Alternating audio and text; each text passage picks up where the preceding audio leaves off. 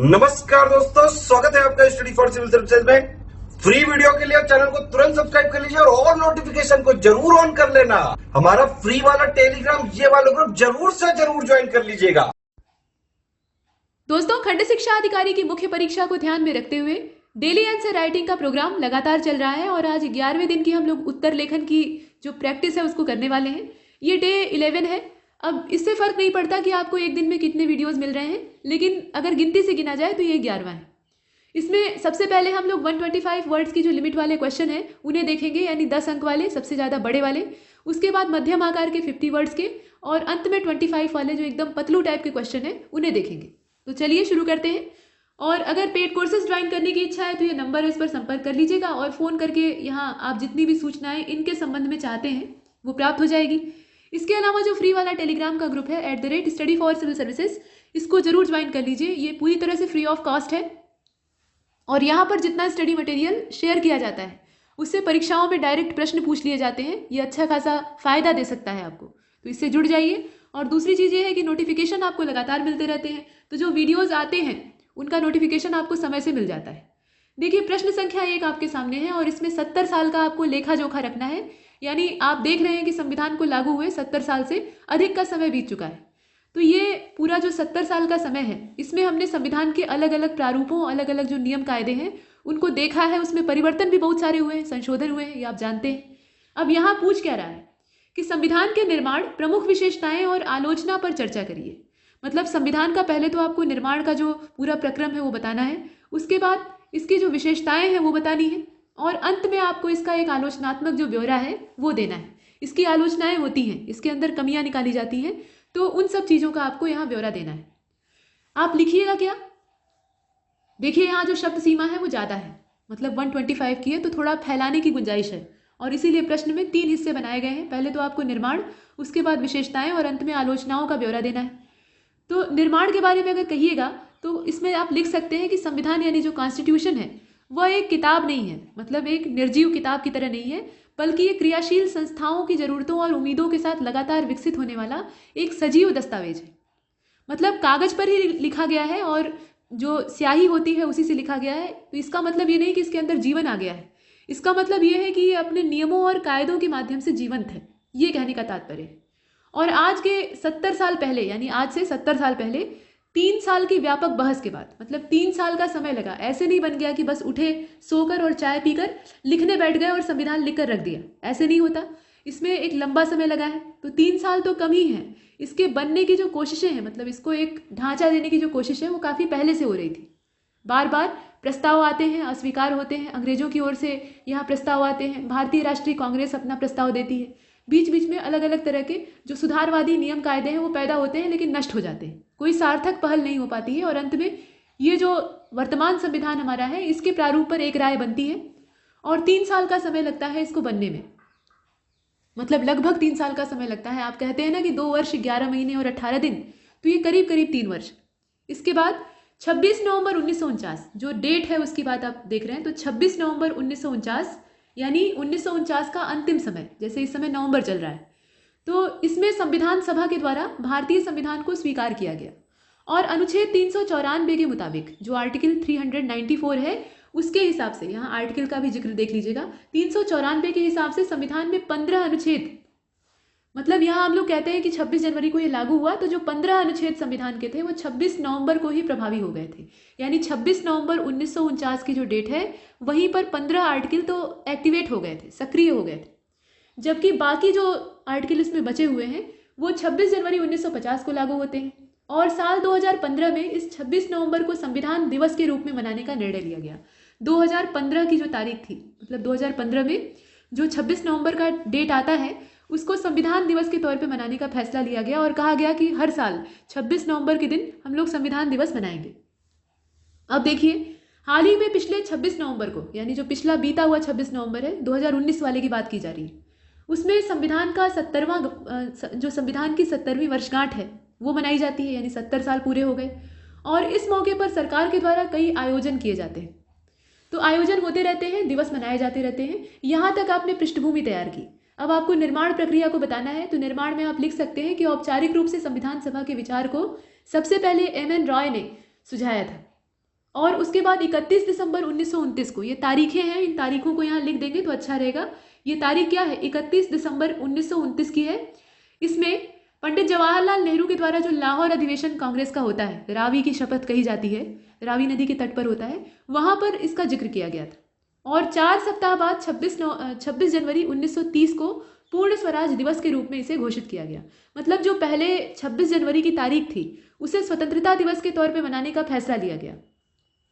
लेकिन बाद में क्या होता है, माउंट बेटन आते हैं, माउंट बेटन सब गड़बड़ पैदा कर देते हैं। पहले तो भारत और पाकिस्तान को बांट देते हैं, हालांकि विवाद पहले से ही था, और उसके बाद वो अपने हिसाब से एक तारीख यहाँ तय करते हैं जो कि है 15 अगस्त की। मतलब 15 अगस्त कोई यहाँ पे पुण्यतिथि या बहुत शुभ तारीख नहीं थी, ये माउंट बेटन के हिसाब से अच्छी थी, मतलब उनके हिसाब से काफ़ी शुभ थी, तो उन्होंने स्वीकार किया और हम भारतीयों ने मान लिया।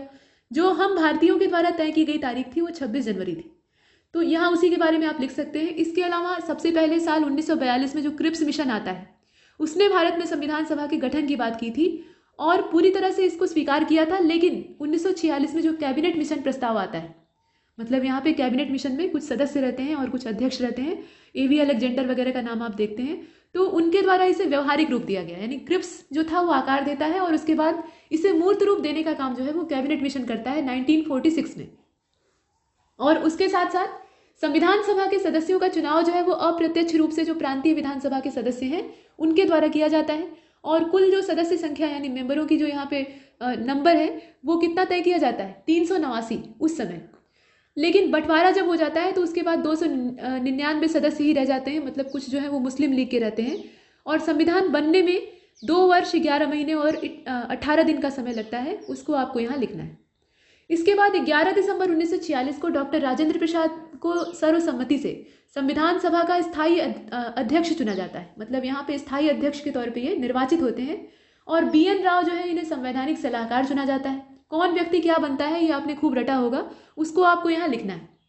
इसके बाद आप क्या लिखिएगा, इसके बाद लिख दीजिएगा कि यहाँ जो संविधान सभा की कार्यवाही है जवाहरलाल नेहरू के द्वारा 13 दिसंबर 1946 को पेश उद्देश्य प्रस्ताव के साथ प्रारंभ होती है। और यही जो उद्देश्य प्रस्ताव है ये बाद में प्रस्तावना का रूप ले लेता है, लेकिन वो अलग चीज है।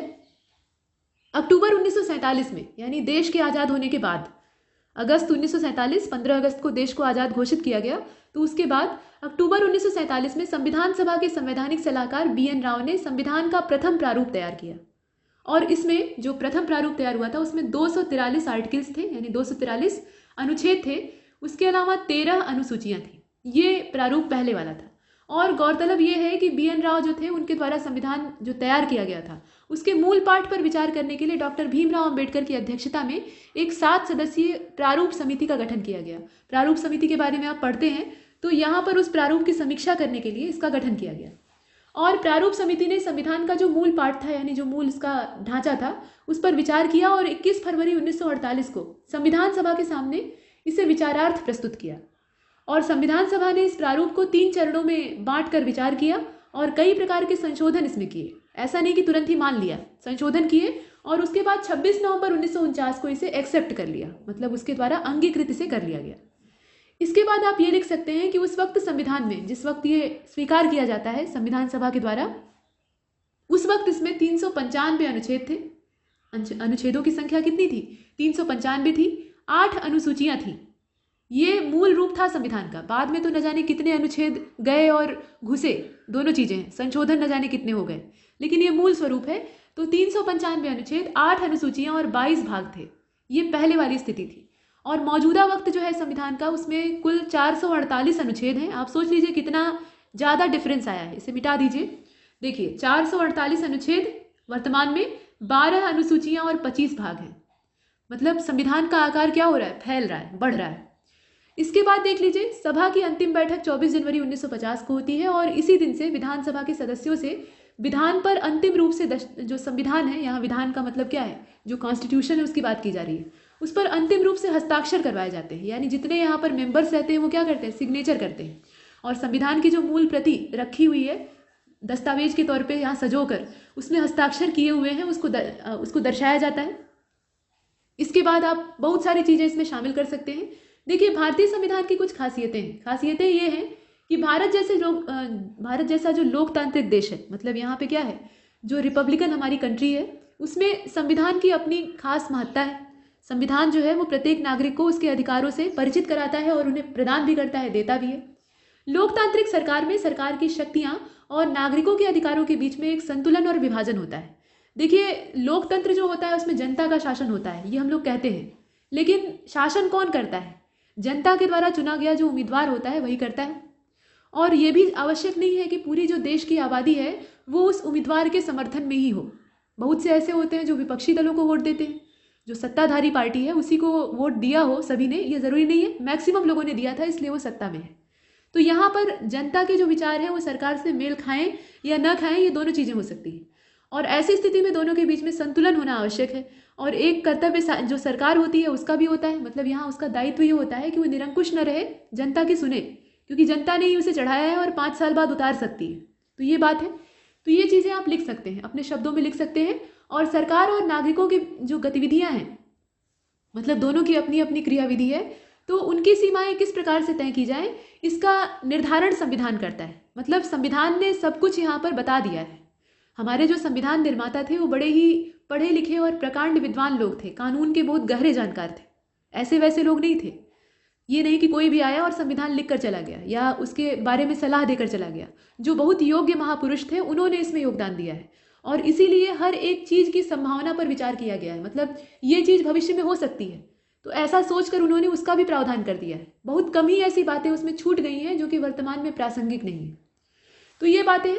और उसके अलावा ये बहुत बड़ा और लिखित संविधान है, इसमें तो कोई डाउट ही नहीं है। दुनिया का सबसे बड़ा संविधान है, दुनिया के सबसे बड़े लोकतंत्र का संविधान है, तो बड़ा तो होगा ही। और हमने जो अलग अलग संविधान, अलग अलग देशों के संविधान है, उनसे बहुत कुछ सीखा है। हमारा संविधान बहुत बाद में बना है। हमारा देश, हमारी सभ्यता बहुत प्राचीन है, लेकिन हमें संवैधानिक जो दर्जा है वो बहुत बाद में मिलता है। हमसे पहले बहुत सारे जो असभ्य और बर्बर क्षेत्र थे वो यहाँ पे संप्रभु हो जाते हैं, स्वतंत्र हो जाते हैं। खैर ये अलग चीज़ है। तो आज़ाद होने में समय लगता है और उसके बाद अपना विधान, अपना संविधान स्थापित करने में समय लगता है, तो इसका फायदा भी होता है। आप देर से कोई काम शुरू करते हैं तो उस काम को जो लोग पहले से कर रहे हैं उनकी गलतियों से भी आप सीख सकते हैं, ये एक लाभ होता है। तो वही लाभ यहाँ पर हमारे संविधान ने उठाया है, यानी बाकी देशों से प्रेरणा ली है। इसके साथ साथ कठोरता और लचीलेपन का जो मिश्रण है वो भी यहाँ दिखाई देता है। यानी कहीं कहीं जहाँ आवश्यकता है वहाँ ये स्ट्रिक्ट है, कठोर है, और जहाँ पर फ्लेक्सिबिलिटी की ज़रूरत है वहाँ पे ये फ्लेक्सिबल है, लचीला है। तो ये चीज़ें हैं, कानून के मामले में कठोर है और जनता का जो सामाजिक हित होता है उसके मामले में लचीला है। इस प्रकार से आप लिख सकते हैं। और केंद्र सरकार के पक्ष में ये जो संविधान है ये थोड़ा झुका हुआ है। मतलब यहाँ पर सपोर्ट किसको करता है? ये केंद्र को करता है ज़्यादा। मतलब ऐसा नहीं कि पक्षपात करता है, लेकिन हल्का सा जो सपोर्ट का झुकाव है वो उधर है। और संसदीय व्यवस्था है, संविधान की सर्वोच्चता है, स्वतंत्र न्यायपालिका है। इस प्रकार से बहुत सारी अनगिनत विशेषताएं हैं। तो सब आप नहीं लिख सकते, लेकिन जो महत्वपूर्ण है उसको लिख दीजिएगा। मौलिक अधिकार सबसे बड़ी विशेषता है। उसके अलावा नीति निर्देशक तत्व हैं राज्यों को कर्तव्य बोध कराने के लिए। और संसदीय संप्रभुता है, न्यायिक सर्वोच्चता में संतुलन और समन्वयन है। इस प्रकार से अनेकों चीज़ें। मूल कर्तव्य भी है, पंथ निरपेक्ष राज्य है, एकल नागरिकता है, ये भी एक अच्छी बात है। आपातकाल से जुड़े प्रावधान हैं। इसके अलावा बहुत सारे ट्रिब्यूनल और जो यहाँ पर स्वतंत्र निकाय हैं उनकी स्थापना हुई है। यूपीएससी जैसी संस्था का डेवलपमेंट हुआ। तो ये सब है। और संविधान की आलोचना क्या है? अच्छा, इतनी तारीफ तो हमने कर ली, आलोचना क्या हो सकती है? तो इन सब खासियतों के बावजूद हर चीज़ में, हर अच्छी चीज़ में भी कुछ ना कुछ कमियां होती हैं। तो वो कमियां हमारे कॉन्स्टिट्यूशन में भी हैं। देखिए, पहले तो ये कहा जाता है कि ये उधार लिया हुआ संविधान है। मतलब इसमें कुछ भी मौलिक नहीं है, सब बाहर से यहाँ पे उधार लिया गया है। तो ऐसी स्थिति में हम ये कहते हैं कि ये 1935 वाला जो एक्ट था, भारत शासन अधिनियम या भारत सरकार अधिनियम, जो 1935 वाला था, उसी के ढांचे पर बना हुआ है। 1935 का जो एक्ट आया था उसके अधिकतर अनुच्छेद और अधिकतर प्रावधान जो है वो हमारे कॉन्स्टिट्यूशन में अभी भी मौजूद हैं। और उसको बनाया किसने था? उसको ब्रिटिशों ने बनाया था, यानी अंग्रेज़ों ने बनाया था। तो हम ये कहते हैं कि ये अंग्रेज़ों से उधार लिया गया है। इसके अलावा ये बहुत बड़ा है, बहुत बड़े साइज़ का है। और बहुत बड़ी चीज़ के साथ एक दिक्कत होती है कि इसे समझना या इसे मतलब पूरा पढ़ पाना, इसके बारे में जानकारी प्राप्त कर पाना, ये आम जनता के लिए मुश्किल काम होता है। मतलब ये वकीलों के ही वश की बात है। जो कानून के जानकार हैं, मतलब विधिविद हैं या वकील हैं, वही इसे भली भांति समझ सकते हैं, क्योंकि इसके जो प्रावधान हैं वो जटिल तरीके से लिखे गए हैं। इसके बाद आप ये लिख दीजिएगा कि संतुलन के सिद्धांत के बावजूद जो विधायिका और न्यायपालिका है उसमें अक्सर टकराव होता रहता है। हालांकि अब जो शासन इस समय चल रहा है उसमें न्यायपालिका को अपने ढंग से ट्विस्ट करके रखा गया है। ये एक आरोप है। इस आरोप को आप किसी पार्टी या किसी सत्ताधारी दल का नाम लगाए बिना लिख सकते हैं। नाम किसी का मत लीजिए। यहाँ पर ये नहीं कि फलाने पार्टी थी तो ये किया, फलाने हैं तो ये कर रहे हैं, ऐसे नहीं। सिर्फ आप सांकेतिक तौर पे आरोप प्रत्यारोप कर सकते हैं और ये अच्छा माना जाता है, मतलब ये आलोचक की दृष्टि है, आप किसी की बुराई नहीं कर रहे हैं। तो आप ये लिख सकते हैं कि वर्तमान में ये जो टकराव है ये दमन के हद तक बढ़ गया है, मतलब इसमें दबाने का प्रयास न्यायपालिका को किया जा रहा है और ये घातक स्थिति। तो यहाँ तक आप लिखेंगे और उसके बाद निष्कर्ष में क्या लिखिएगा? तो 26 जनवरी 1950 के बाद संविधान सभा का कार्य खत्म हो गया, मतलब उसका काम क्या था? संविधान को बनाना और लोगों को देना। लेकिन न्यायिक व्याख्या और संशोधनों के जरिए संविधान निर्माण की प्रक्रिया आज भी जारी है। देखिए, संविधान खुला संविधान है, मतलब हमारा संविधान ऐसा नहीं कि एक बार बनाकर रख दिया, जो उकेर दिया कागज पर वही रहेगा। इसमें संशोधन की पूरी गुंजाइश है और ये घातक चीज़ है, मतलब ये सुधारवादी भी है और घातक भी है, और वर्तमान में इसका दुरुपयोग भी हो रहा है। सरकारें अपने हिसाब से, चूंकि ये केंद्र की ओर ज़्यादा झुका हुआ है, तो सरकारें अपने हिसाब से, जो बहुमत वाली सरकार होती है, इसमें मनमाने संशोधन कर लेती है और इसका नतीजा ये होता है कि संविधान उनकी भाषा बोलने लगता है। तो यहाँ दिक्कतें आती हैं, फायदे भी हैं और नुकसान भी हैं। और संविधान शब्द का आशय यहाँ पर कुल मिलाकर ये माना जा सकता है कि यह एक विधि, एक जो नियम कायदा है वो नागरिकों के सामने प्रस्तुत करता है। सरकार को इसी कायदे पर चलना होता है और नागरिकों के अधिकारों की रक्षा करनी होती है, ये बात है। और इसका रक्षक किसको नियुक्त किया गया है आप जानते ही हैं। तो संविधान का अगर पूरा मूल्यांकन है उसको किया जाए तो इसको केवल लिखित नियमों के आधार पर नहीं किया जा सकता है, बल्कि एक संस्था, संगठन, सरकार, नागरिक, इन सब के आधार पर करना होगा, क्योंकि संविधान का दायरा विस्तृत है। तो इस प्रकार से आप बहुत कुछ लिख सकते हैं। ये तो बहुत ज़्यादा हो गया, लेकिन इससे समेट कर आपको सारांश के रूप में यहाँ लिखना होगा। आगे चलते हैं। बेरोजगारी से क्या अभिप्राय है और बेरोजगारी के अलग अलग जो प्रभाव हैं उनका आपको ब्यौरा देना है। तो यहाँ जो अनएम्प्लॉयमेंट है उस पर आपको डिस्कस करना है। बेरोजगारों की कमी नहीं है और पूरा देश जो है वो इस गंभीर समस्या से जूझ रहा है। बेरोजगारी का जो आक्रोश है वो युवाओं के हृदय में अब भरता जा रहा है, क्योंकि वैकेंसी जो है वो न के बराबर निकल रही है और जो नियुक्ति का पूरा प्रावधान है उसमें भी बहुत विलम्ब हो रहा है और तरह तरह की धांधली। अभी उत्तर प्रदेश में बहुत ज़्यादा आक्रोश का ये कारण बन गया था।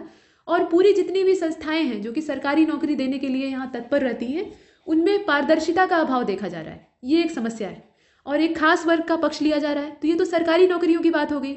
और रोजगार का मतलब सिर्फ सरकारी नौकरी तो होता नहीं है, इसके अलावा जितने प्राइवेट सेक्टर होते हैं वो होता है। स्वरोजगार भी एक चीज़ है, उसको भी अगर आप कर रहे हैं तो आप बेरोजगार नहीं कहे जाएंगे। तो यहाँ ओवरऑल आपको देखना है। तो ओवरऑल कैसे देखिएगा? पहले तो आपको परिभाषा देनी है। एक व्यक्ति को बेरोजगार कब कहा जाता है? आप अपने आप को कहते हैं कि हम तो बेरोजगार हैं, नौकरी की खोज कर रहे हैं, तो क्या वाकई आप बेरोजगार हैं? इसकी क्या परिभाषा हो सकती है? तो परिभाषा ये हो सकती है कि जब वह प्रचलित मजदूरी की दर पर काम करने के लिए तैयार या इच्छुक हो, लेकिन उसको काम नहीं मिल रहा हो। ये इसकी परिभाषा है। अर्थशास्त्र के हिसाब से यही परिभाषा है। मतलब काम करने की इच्छा आपके अंदर है, मतलब मजदूरी आपको चाहिए और बदले में आप मेहनत करने को तैयार है, लेकिन आपको काम ही नहीं मिल रहा है, तो ये बेरोजगारी है। अगर आपके अंदर काम करने की इच्छा ही नहीं है और तब भी काम नहीं मिल रहा है, तो ये बेरोजगारी नहीं कही जाएगी, ये बात है।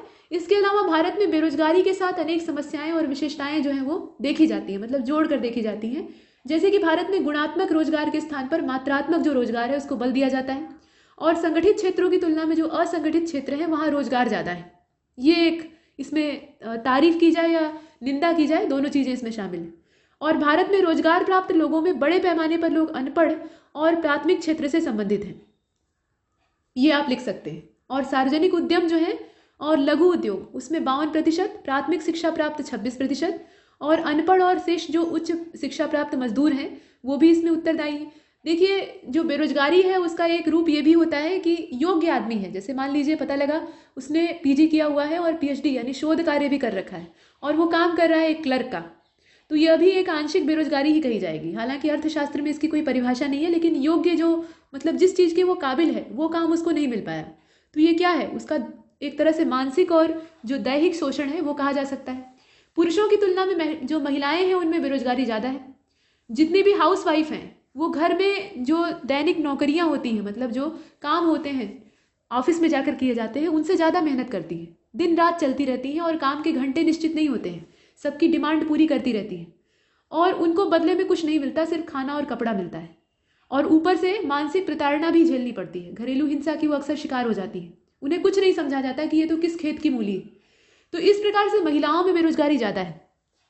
अगर वो पढ़ी लिखी भी है तो शादी के बाद जैसे विवाह कर दिया जाता है, आजकल सामाजिक परंपरा में विवाह जो है वो एक अनिवार्य चीज़ मानी जाती है। अगर शादी नहीं करेंगे, जो आम आदमी की सोच होती है, तो बहुत बड़ा पाप कर रहे हैं, मतलब अपने पूर्वजों को हम नाखुश कर रहे हैं। और लड़की है तो शादी करना ज़रूरी है, इस प्रकार की मानसिकता है। और शादी करने के बाद अधिकतर लड़कियों की ये स्थिति होती है, जो मध्यम वर्गीय परिवार है, कि वहाँ उन्हें परिवार के हिसाब से चलना होता है। यानी नौकरी अगर कर रही है तो छोड़ दो, क्योंकि जितना पैसा तुम्हें नौकरी से मिल रहा है उतना तुम्हें घर बैठे मिलेगा, घर का काम करो, बच्चे संभालो, ऐसे कहा जाता है। क्या वो आज़ादी उन्हें मिल पाएगी जो काम करने के दौरान मिलती है? नहीं मिल सकती, घर में शोषण होता है उनका। तो ये चीज़ें हैं। इसके अलावा भारत में तकनीकी शिक्षा प्राप्त जो लोग हैं वो भी बेरोजगार हैं। बहुत से बीटेक जो है लाखों रुपया खर्च करके पढ़ाई किए हुए हैं, वो भटक रहे हैं। और इस तरह की समस्या जो है वो दूसरे देशों से कुछ अलग है। दूसरे देशों में इस प्रकार की स्थितियां नहीं होती हैं। अगर आप टेक्निकल ज्ञान रखते हैं तो आप कुछ ना कुछ तो कमा खा लेंगे ही। इसके अलावा संरचनात्मक बेरोजगारी, मतलब यहाँ पे भारत में कौन कौन से बेरोजगारी के रूप पाए जाते हैं, तो उसमें एक तो स्ट्रक्चरल जो अनएम्प्लॉयमेंट है, मतलब जो संरचनात्मक बेरोजगारी है वो पाई जाती है। मतलब देश में पिछड़ेपन और जो आर्थिक विकास का ढांचा है वो अधूरा है। इसकी वजह से रोजगार के अवसर ही कम होते हैं, और रोजगार के अवसर जब कम होंगे तो उसमें जो नौकरी पाने वाले हैं उनकी तादाद अपने आप कम हो जाएगी। इसके अलावा प्रच्छन्न बेरोजगारी, ये भी एक समस्या है। जो डिस्ग्रेस अनएम्प्लॉयमेंट है उसके बारे में आप लिख सकते हैं कि किसी व्यवसाय में आवश्यकता से अधिक जो श्रमिक हैं वो लगे हुए हैं। जैसे मान लीजिए एक परिवार जो है वो खेती कर रहा है, ये उसका अपना रोजगार है, स्वरोजगार वो कर रहा है। किसान अपनी मर्जी का मालिक होता है। तो मान लीजिए एक किसान है, वो 4 बीघा जमीन उसके पास है, उसमें गेहूं उगा रहा है या कोई भी फसल पैदा कर रहा है, कमा खा रहा है बढ़िया से, उसको कहीं मांगने की ज़रूरत नहीं है। लेकिन उसके बाद उसके 2 बेटे होते हैं, और उन 2 बेटों में उसके किसान की मृत्यु के बाद खेत को बराबर बराबर बांट दिया जाता है। उसके बाद वो भी काम करने लगते हैं, तब भी उनके लिए वो सफिशिएंट था। लेकिन उसके बाद उनकी वंशावली बढ़ती है और उनके लड़के बच्चे होते हैं, तो होता क्या है कि उसी खेत में अनेकों लोग जुटे हैं। पता लगा एक आदमी का काम है, उसमें 10 जने घूम रहे हैं, और मेहनताना किसी को नहीं मिलेगा, सब वहाँ उससे वंचित रह जाएंगे या कम मिलेगा। तो ऐसी स्थिति जो है ये प्रच्छन्न बेरोजगारी कहलाती है। और उसके बाद आप ये लिख सकते हैं अल्प रोजगार वाली स्थिति, यानी जो यहाँ पे अंडर एम्प्लॉयमेंट की कंडीशन है वो भी पाई जाती है। मतलब श्रमिकों को उनकी योग्यता और क्षमता के हिसाब से काम नहीं मिलता। पता लगा आप योग्य हैं क्लर्की का काम करने के, और आपसे मजदूरी करवाई जा रही है। आप प्रोफेसर बनने के लायक हैं और आपको ट्यूशन पढ़ाना पड़ रहा है। तो ये सब क्या है? ये अल्प रोजगार का हिस्सा है, ये भी बेरोजगारी है। ये कोई रोजगार नहीं है, ये आपका शोषण है। इसके बाद मौसमी बेरोजगारी, कुछ लोग जो है एक सीजन में बेरोजगार हो जाते हैं। जैसे किसान है, जब खेती का सीजन नहीं होता है, माने खेत जो है वो परती रहते हैं, खाली रहते हैं, तो ऐसी स्थिति में उनके पास करने के लिए कुछ नहीं रहता है, तो वो कुछ नहीं करते, चारपाई बिछाकर मेड़ों पर गाना गाते हैं, खुश रहते हैं, लेकिन वो बेरोजगारी की ही स्थिति है। इस प्रकार का है। इसके अलावा खुली बेरोजगारी, हर प्रकार की बेरोजगारी के जो रूप हैं, रूप रंग, वो देश में पाए जाते हैं, और ये खुशी की बात नहीं है, ये गंभीर समस्या है। जो खुली बेरोजगारी है, ओपन अनएम्प्लॉयमेंट, उसके बारे में भी आप लिख सकते हैं। मतलब ऐसी बेरोजगारी है जहां श्रमिकों के पास काम करने की योग्यता, क्षमता, इच्छा सब कुछ है, लेकिन उन्हें रोजगार ही नहीं मिल रहा है, और ऐसी समस्या हमारे देश में ज़्यादा है। इसके अलावा शिक्षित बेरोजगारी है, पढ़े लिखे निकम्मे, मतलब घर से उन्हें निकम्मा और निठल्ला घोषित किया गया है, और वो जेब में जो लाई मुरमुरा है उसको डालकर सड़क पर निकल जाते हैं काम खोजने, लेकिन काम मिलता ही नहीं है। डिग्री की भरमार है, डिग्री सबके पास है, लेकिन काम सबको नहीं मिल रहा है। तो ये समस्या है। इसी को ध्यान में रखते हुए जो NEP आई है 2020 वाली, यानी एजुकेशन पॉलिसी में सुधार हुआ है, तो उसमें जो कौशल विकास है उस पर बल दिया जा रहा है। मतलब कौशल का विकास किया जाए। जब तक आपके अंदर कुशलता नहीं रहेगी तब तक आपकी डिग्री भी आपकी मदद नहीं कर पाएगी, यानी ट्रेंड आप होने चाहिए, ये कहने का मतलब। इसके अलावा सर्कुलर जो बेरोजगारी है, मतलब यहाँ चक्रीय जो बेरोजगारी है उसकी बात की जा रही है। इसमें व्यापार चक्र के कारण आर्थिक क्रियाकलापों में गिरावट आ जाती है, और जो रोजगार के अवसर है उसमें कमी आ जाती है। तो ये समस्या है। और चक्रीय बेरोजगारी जो है ये मंदी की स्थिति जब आती है तब पैदा होती है, और मंदी की स्थिति चली जाती है तो खत्म हो जाती है। लेकिन इस समय तो घोर मंदी चल रही है, इसमें कोई संदेह नहीं है। कोरोना ने सब तोड़ के रख दिया, तो इस समय चक्रीय बेरोजगारी की संभावनाएं बढ़ जाती हैं। इसके अलावा जो फ्रिक्शनल अनएम्प्लॉयमेंट है, यानी घर्षण वाली बेरोजगारी है, ये भी होती है। मतलब नौकरी पाने की प्रक्रिया में जो बेरोजगार होते हैं, अब देखिए इसमें एक ये भी कंडीशन है, जैसे आपने अच्छी पढ़ाई की है, आप बढ़िया ट्रेंड हैं, तो आप चाहेंगे कि आपको बढ़िया जॉब मिले। जो छोटी मोटी नौकरी के अवसर आएंगे उनको आप रिजेक्ट कर देंगे। प्रायः ऐसा जो महत्वाकांक्षी युवा होते हैं उनमें देखा जाता है। जो महत्वाकांक्षी नहीं है, थोड़े में संतोष करने वाले हैं, वो तो कुछ भी मिलेगा तो एक्सेप्ट कर लेंगे कि नहीं से कुछ अच्छा। लेकिन कुछ ऐसे हैं कि वो सोचेंगे कि हम ये काम करेंगे, ये मिल भी रहा है तो इसको हम देखेंगे भी नहीं, इससे अच्छा तो हम घर बैठ जाएं, ऐसा सोचते हैं। या तो मिलेगा तो एकदम बढ़िया वाला ही करेंगे। जैसे उदाहरण के तौर पे पता लगा आपकी ख्वाहिश है IAS बनने की, UPSC क्लियर करने की, और आपको एक एसएससी वाली जॉब मिल जा रही है, या पता लगा जो लेखपाली वाली वैकेंसी आने वाली है वो आ गई है और इसमें आपका चयन हो जा रहा है, और आप उसको इसलिए ठुकरा दीजिए कि आपको आईएएस अधिकारी ही बनना है, मतलब किसी जिले का कलेक्टर ही बनना है, आप लेखपाल वाला काम नहीं करेंगे, ये आपकी शान के खिलाफ है। तो ऐसी स्थिति जो है ये फ्रिक्शनल अनएम्प्लॉयमेंट को बढ़ावा देती है। मतलब यहाँ पर आपको काम मिल भी रहा था तो आपने एक्सेप्ट नहीं किया, आपने उसको ठुकरा कर जो ऊंचा वाला है उसका ख्वाब देखना शुरू किया। जबकि तरीका क्या होना चाहिए, जो मिल रहा है उसको ले लो, इस महामारी के समय में जो मिल रहा है उसको पकड़ो पहले और उससे फ़ायदा लो और उसके आधार पर अपना बेस तैयार करो और जो पाना चाहते हो उसके लिए प्रयास करो, ये चीज़ होती है। लेकिन ऐसा लोग नहीं करते। तो ये सब समस्याएं हैं, इनको आप अपने शब्दों में लिखिएगा। अगला प्रश्न देखिए, फूड फोर्टिफिकेशन क्या होता है, इससे आप क्या समझते हैं और इससे होने वाले लाभों की चर्चा कीजिए। यहाँ आपको फायदे गिनाने हैं, तो पहले तो ये जानना पड़ेगा ना कि फूड फोर्टिफिकेशन क्या होता है। तो इसमें जो चावल होता है, मतलब खाद्य पदार्थों के बारे में कहा जा रहा है। फूड शब्द आया है तो जो फूड से जुड़ी हुई चीज़ें हैं उनको हम लोग देखेंगे। तो चावल, दूध, नमक, आटा आदि खाद्य पदार्थों में लौह, आयोडीन यानी जो आयरन होता है, आयोडीन होता है। इसके अलावा जिंक, विटामिन, और विटामिन में खास तौर पे कौन, विटामिनों का परिवार काफ़ी लंबा चौड़ा है, तो उसमें जो ए और डी हैं, मतलब विटामिन ए और डी, इन दोनों के बारे में, जैसे जो प्रमुख खाद्य पदार्थ हैं, मतलब खनिज पदार्थ हैं, तथा विटामिनों से जोड़ने और वृद्धि करने की ये प्रक्रिया है। कहने का मतलब ये है, इसको मोटे तौर पे समझ लीजिए, ये तो लिखने वाली भाषा हो गई, कि जो पोषक पदार्थ या खाद्य पदार्थ आप ग्रहण करते हैं, आपको पोषण कहाँ से मिलता है, न्यूट्रिशन कहाँ से मिलता है, खाने से मिलता है। जो खाना आप खाते हैं, दैनिक जीवन में इस्तेमाल करते हैं, चावल, दाल, रोटी, सब्जी या जो भी कुछ आप खाते हैं, नूडल भी खाते हैं तो उसमें भी कुछ मिलता है। तो ये सब जो चीज़ें हैं ये पोषण देती हैं। जितने इसके अंदर खनिज होंगे या विटामिन होंगे या जो भी कुछ होगा वो आपको मिलेगा, और अगर नहीं होगा तो नहीं मिलेगा, और नहीं मिलेगा तो आप मेल न्यूट्रिशन के शिकार हो जाएंगे, यानी कुपोषण आपके अंदर आ जाएगा।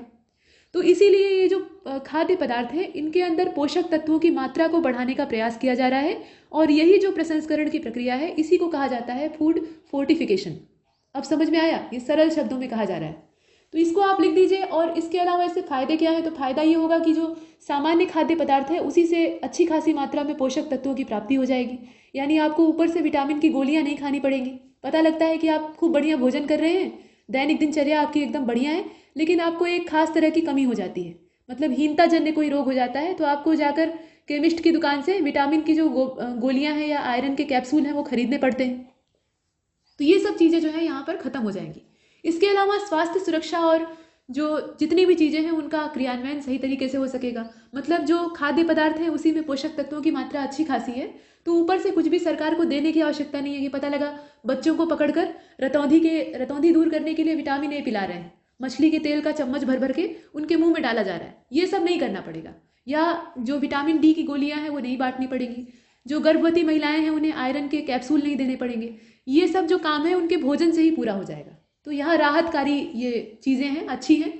इसके अलावा लोगों की जो खान पान और आदतें हैं, व्यवहार है, उसमें किसी तरह की बदलाव की अपेक्षा नहीं करनी है। मतलब आपको कुछ नहीं करना है, ऐसा नहीं कि आपको एक खास कैप्सूल खाना है जो कि बहुत कड़वा है।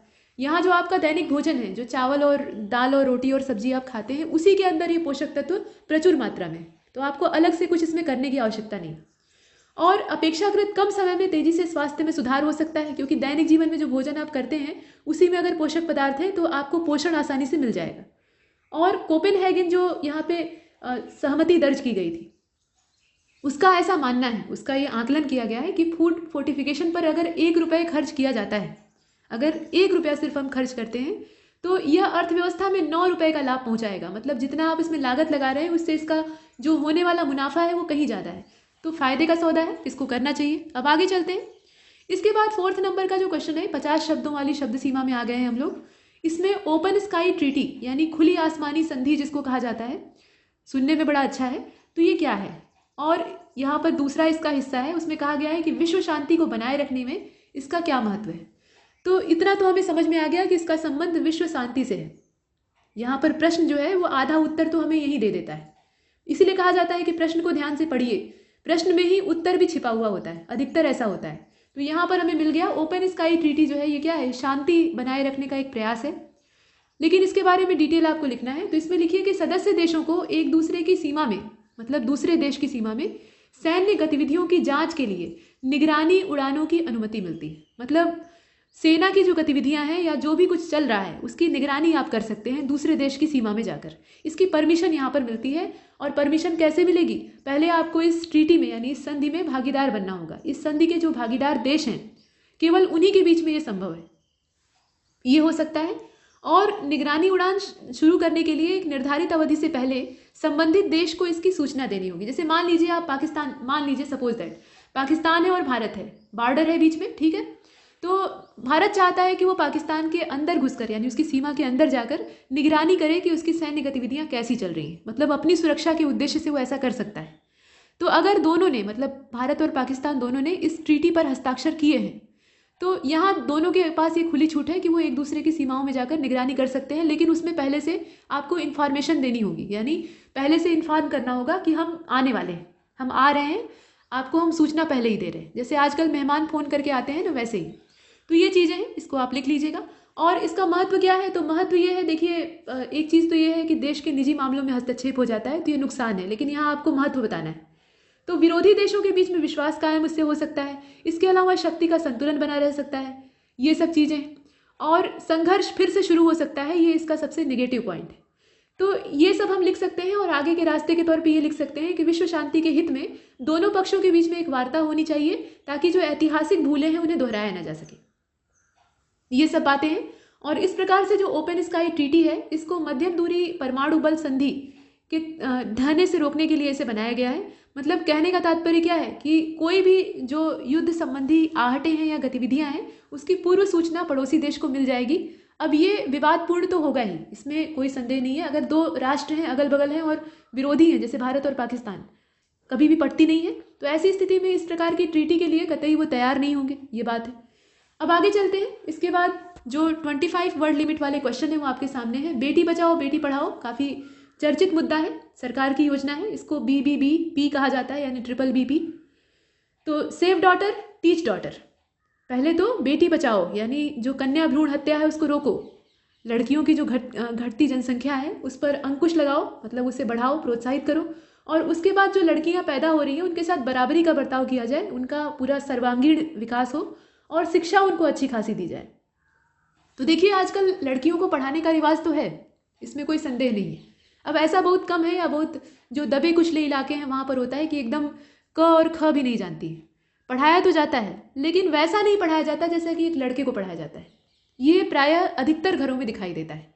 उदाहरण के तौर पे एक सामान्य जो परिवार है, मतलब बहुत ऊंचे वाले हैं तब तो बात अलग है, उनकी सोच बड़ी खुली होती है, वो वैसे ही माहौल में बहुत पहले से जी रहे होते हैं। लेकिन आम आदमी जो होता है, जो भारत का एक मैक्सिमम हिस्सा है, उसमें अगर परिवार में एक लड़का है और एक लड़की है और माता पिता के पास सीमित संसाधन है, पैसे का कोई बहुतायत नहीं है, जो कि मिडिल क्लास फैमिली में अक्सर होता है, तो ऐसी स्थिति में लड़के को ज़्यादा तवज्जो देंगे। कहने का मतलब ये है कि उसको तकनीकी या कौशल युक्त जो शिक्षा होती है वो देंगे। जैसे मान लीजिए दोनों ने इंटर पास किया और उसके बाद क्या हुआ, लड़की को एक आर्ट स्ट्रीम वाले महाविद्यालय में एडमिशन दिलवा दिया कि वो BA करेगी। लड़की है BA करेगी, BA करने के बाद बहुत हुआ तो B.Ed करवा देंगे अगर बहुत खुश हो गए तो। और लड़का है तो भाई तुरंत उसको एक तो मैथमेटिक्स या जो बायोलॉजी है उससे पढ़ाएंगे या कॉमर्स से ही पढ़ाएंगे, और उसके बाद या तो जो CA का कोर्स है उसमें एडमिशन दिलवा देंगे, B.Tech के लिए डाल देंगे, और नहीं तो किसी नीट की परीक्षा की तैयारी के लिए कोटा भेज देंगे, ऐसे करेंगे। तो दोस्तों ये जो योजना है बेटी बचाओ बेटी पढ़ाओ, इस योजना में बाल लिंगानुपात में कमी और लड़कियों तथा महिलाओं के सशक्तिकरण से संबंधित अन्य मामलों को हल करने के लिए पानीपत से इसकी शुरुआत की गई थी। ये कहाँ से शुरू होता है? ये पानीपत से शुरू होता है, इसको याद रखिएगा। बहुत ज़्यादा इसमें आप नहीं लिख सकते क्योंकि 25 शब्दों की शब्द सीमा है, तो बहुत ज़्यादा इसमें फैलने की गुंजाइश नहीं है। तथ्य जो है उनको लिख दीजिए, कहाँ से शुरू हुई, कब शुरू हुई, ये आपको लिखना है।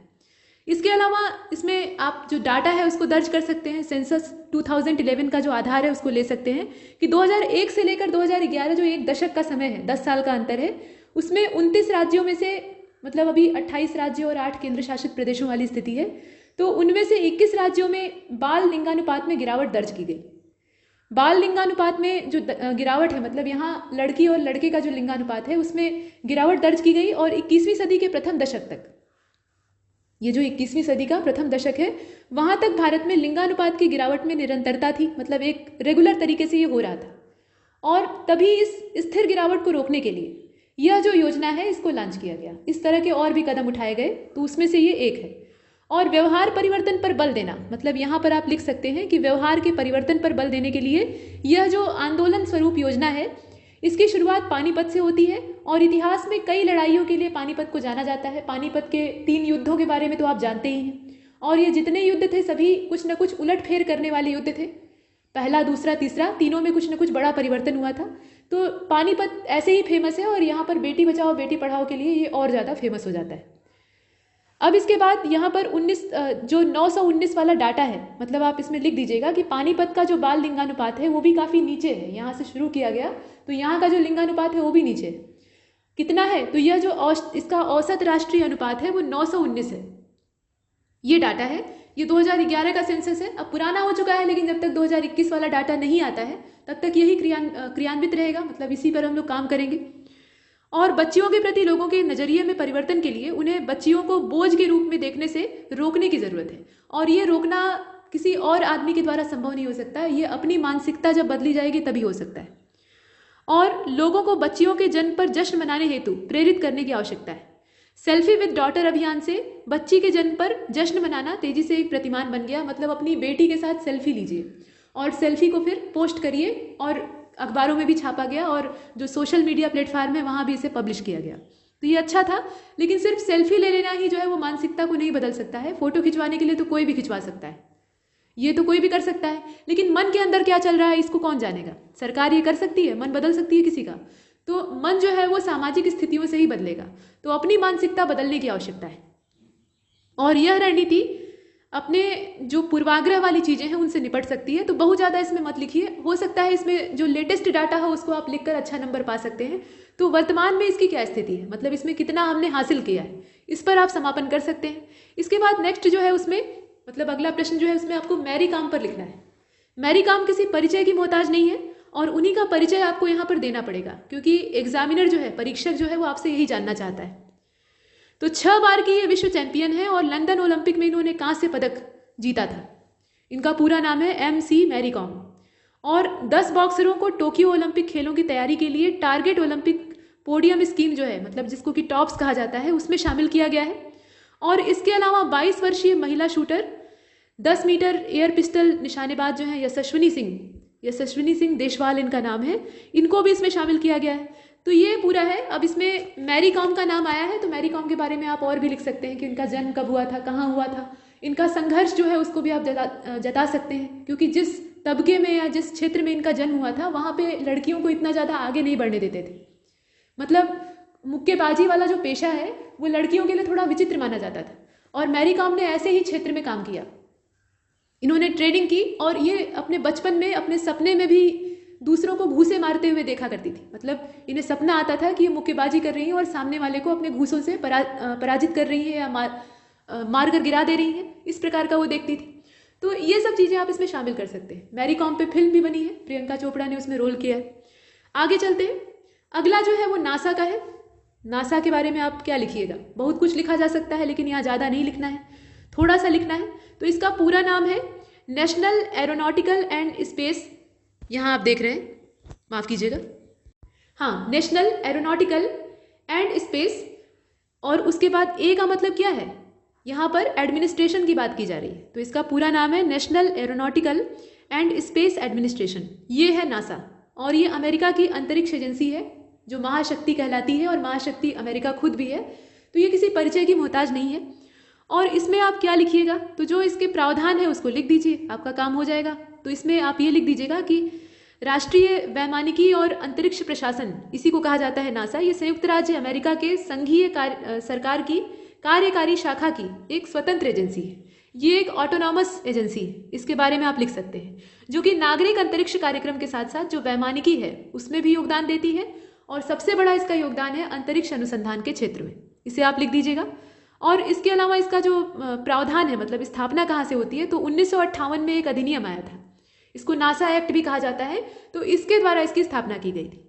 और मुख्यालय इसका कहाँ है, इसके मुख्यालय के बारे में आप देख लीजिएगा। इस प्रकार के कोई भी संगठन या संस्था का नाम आता है तो उसमें हेडक्वार्टर जरूरी होता है।